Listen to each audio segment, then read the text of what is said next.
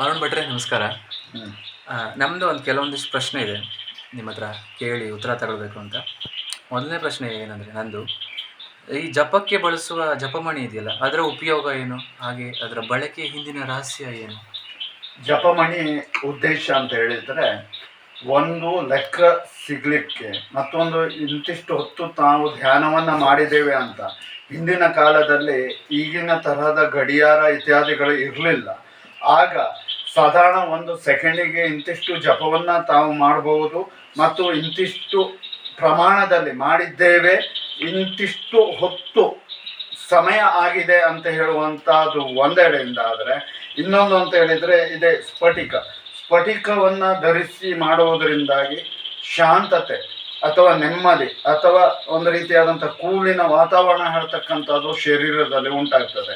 ಆನಂತರದಲ್ಲಿ ರುದ್ರಾಕ್ಷಿಯನ್ನು ಹಿಡಿದು ಜಪಿಸುವುದರಿಂದಾಗಿ ಸ್ವಲ್ಪ ಉಷ್ಣತೆ, ಆನಂತರದಲ್ಲಿ ಸ್ವಲ್ಪ ಏಕಾಗ್ರತೆ ಜಾಸ್ತಿ ಇತ್ಯಾದಿಗಳು ಉಂಟಾಗ್ತದೆ.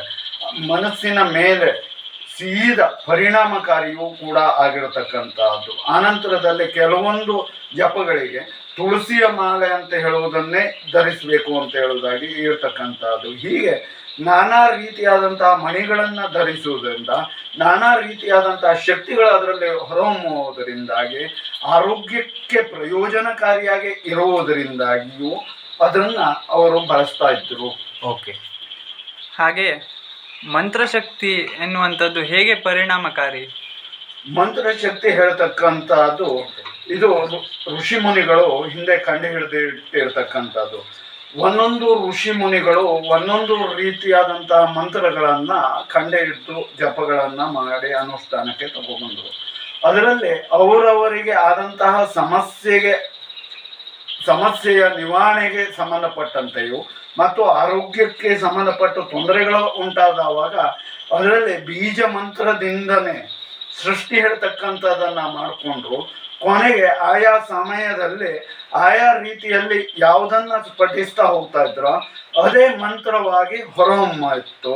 ಮತ್ತು ಅಷ್ಟೇ ಅಲ್ಲದೆ ಅದರಿಂದಾಗಿ ತುಂಬ ಜನರಿಗೆ ಪ್ರಯೋಜನ ಹೇಳ್ತಕ್ಕಂಥದ್ದನ್ನು ಕೂಡ ಅವರು ನೋಡಿ ಆನಂತರದಲ್ಲಿ ಅದನ್ನು ಉಲ್ಲೇಖವಾಗಿ ಅದನ್ನು ಸಿದ್ಧಿಯಾಗಿ ಪಡ್ಕೊಂಡು ಅದನ್ನು ಉಲ್ಲೇಖವಾಗಿ ಇಟ್ಟರು. ಅದು ಈಗಿನ ಮನುಕುಲದವರಿಗೆ ಎಷ್ಟೋ ಜನರಿಗೆ ಒಳಿತನ್ನ ಮಾಡಲಿಕ್ಕೆ ಅವರು ಕಂಡು ಹಿಡಿದು ಮಾಡಿಟ್ಟಿರ್ತಕ್ಕಂಥದ್ದು ಅಂತ ಹೇಳಿದರೆ, ಈಗ ನಾವು ವಿಜ್ಞಾನಿಗಳು ಅಂತ ಏನು ಕರಿತೇವಲ್ವ, ಆ ಕಾಲದಲ್ಲಿ ಏನೂ ಇಲ್ಲದ ಕಾಲದಲ್ಲಿ ಅದನ್ನೆಲ್ಲವನ್ನು ಕೂಡ ಸಿದ್ಧಿಯಿಂದ ಕಂಡು ಹಿಡಿದು ಮಾಡಿ ನಮಗೋಸ್ಕರವಾಗಿ ಬಳುವಳಿಯಾಗಿ ಕೊಟ್ಟಿರ್ತಕ್ಕಂಥದ್ದು. ಆ ಲೆಕ್ಕದಲ್ಲಿ ನಾವು ಏನನ್ನೂ ಕಂಡು ಹಿಡಿದಿಲ್ಲ. ಹಿಂದಿನ ಋಷಿಮುನಿಗಳು ಮಂತ್ರಗಳನ್ನು ಹೇಗೆ ಕಂಡುಹಿಡಿದರು? ಒಂದು ಉದಾಹರಣೆಯಾಗಿ ಹೇಳಬೇಕು ಆದರೆ, ತ್ರಿಯಂಬಕ ಮಂತ್ರ ಹೇಳ್ತಕ್ಕಂಥದ್ದು ಉಂಟಾಗತ್ತೆ. ಅಲ್ಲಿ ಆ ಋಷಿಯು ಪ್ರಭಾತಕ್ಕೆ ಬೀಳುವಂತಹ ಸಮಯದಲ್ಲಿ, ಮೇಲಿನಿಂದ ಕೆಳಗಡೆ ಬೀಳುವಂತಹ ಸಮಯದಲ್ಲಿ ಆತನ ಸ್ವರದಿಂದ ಹೊರಹೊಮ್ಮಿದಂತಹ ಮಂತ್ರ ಅದು ತ್ರಿಯಂಬಕ ಮಂತ್ರವಾಗಿ ಉಚ್ಚಾರಣೆ ಆಯಿತು. ಅದೇ ಥರದಲ್ಲಿ ಆಯಾ ಋಷಿ ಮುನಿಗಳು ಆಯಾ ಸಂಕಷ್ಟದಲ್ಲಿ ಇದ್ದಂತಹ ಸಮಯದಲ್ಲಿ ಅವರ ಜೀವನ ಉಳಿತಿಗೋಸ್ಕರವಾಗಿ ಹೊರಹೊಮ್ಮಿರ್ತಕ್ಕಂತಹ ಒಂದೊಂದು ಮಂತ್ರಗಳು ಒಂದೊಂದು ಉದ್ಭವ ಹೇಳ್ತಕ್ಕಂಥದ್ದು ಆಗ್ತಾ ಬಂದವು. ಅದರಲ್ಲಿ ಕೃಷ್ಣನ ಮಂತ್ರ ಆಗಿರ್ಬೋದು, ಮೃತ್ಯುಂಜಯ ಮಂತ್ರ ಆಗಿರ್ಬೋದು, ಹಾಗೂ ವಿಷ್ಣುವಿನ ಮಂತ್ರ ಆಗಿರ್ಬೋದು. ಹೀಗೆ ಒಂದೊಂದು ಋಷಿಗಳು ಆಯಾ ಧ್ಯಾನಕ್ಕೆ ಹೋದವಾಗ ಆಯಾ ರೀತಿಯಾದಂಥ ಸಮಸ್ಯೆಗಳಿಗನ್ನ ಎದುರಿಸುವಾಗ ಅವರು ಬಳಸಿರ್ತಕ್ಕಂಥ ಮಂತ್ರ ಅದು ಪ್ರಯೋಜನಕಾರಿಯಾಗಿರುವುದರಿಂದಾಗಿ ಅದಕ್ಕೆ ಒಂದು ಹೆಸರನ್ನು ಕೊಟ್ಟರು, ಅದು ಪ್ರಚಲಿತಕ್ಕೆ ಬಂತು. ಸರಿ, ಧನ್ಯವಾದ.